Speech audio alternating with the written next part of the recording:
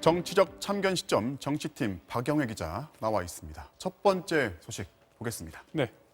잠에 난 진압, 입닫은 민주당인데 미래한국당 한성규 대표가 사퇴를 했어요. 네. 겉으로는 자진 사퇴다 이렇게 얘기를 하고 있지만 속사정을 좀 살펴보면은 아무래도 미래통합당의 압력 때문 아니겠습니까? 네. 엄연히 다른 당인데도 공천 결과에 대해서 불만을 표출하고 심지어 공천을 바꾸라고 압력을 가하자 결국 한성규 대표가 사퇴로 응수를 한 건데요. 네. 그 과정부터 준비한 영상으로 보시죠. 네.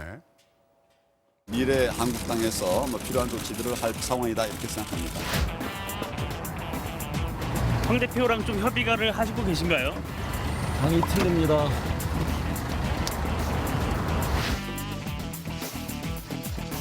대충 넘어갈 수 없습니다. 단호한 결단이 필요합니다.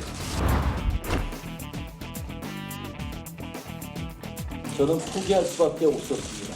참으로 가스로운 자들의 그 승패, 저는 막히고 말았습니다. 네, 한때는 황교안 대표의 측근으로 분류가 됐지만 결국 마지막에는 이렇게 공천 문제로 갈등을 빚으면서 황 대표 압력에 밀려나는 신세가 됐습니다. 자, 다른 당들은 뭐라고 합니까? 네, 공천 개입 논란에다가 당대표 교체까지 진보진영에서 공세를 펼 법한데요. 민주당은 좀처럼 비판의 목소리를 내지 않고 있고 정의당 혼자 목소리를 높이고 있습니다. 네. 비판 발언 들어보시죠. 황교안 대표가 꼭두각시 정당 미래한국당의 공천에 개입한 명백한 사건입니다. 미래한국당이 미래통합당의 꼭두각시 위성 정당임을 계속 확인해 주는 것인 만큼 관련자에 대한 검찰 고발도 추진을 하겠습니다.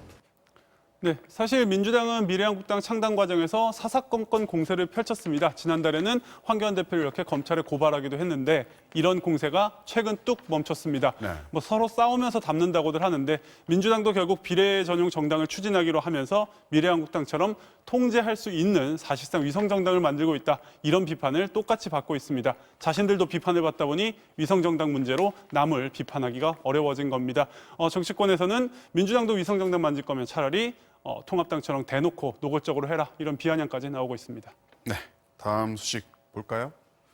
코로나 비상, 세비라도 반납해라인데 코로나19 그 비상 상황에서 국회의원들 월급이라도 반납해라 이런 목소리들이 많아요. 네, 청와대 국민청원 게시판에 올라온 청원 게시글인데요.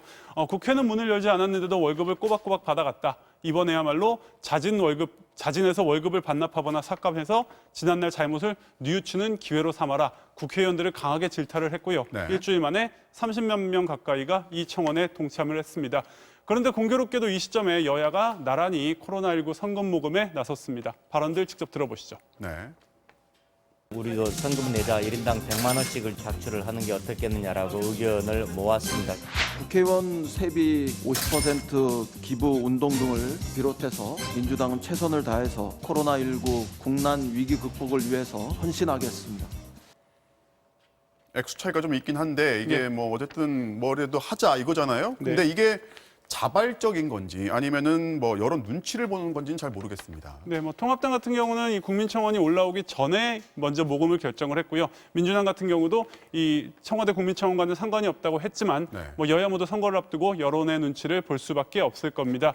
국회의원들 1년 연봉으로 따지면은 1억 5천만 원 정도가 되고요. 이걸 월로 따지면은 한 달 평균 1,000만 원이 넘는 세비를 받습니다. 일 안 하고 월급만 받는다는 따가운 시선에 국회에 나오지 않으면은 그만큼 세비를 깎겠다. 혹은 세비 자체를 30% 깎겠다.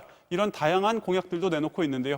선거를 앞둔 일회성 기부가 아니라 이런 공약들도 정말 지켜질지 21대 국회도 지켜봐야겠습니다. 네, 오늘은 여기까지 듣겠습니다. 지금까지 박영회 기자였습니다.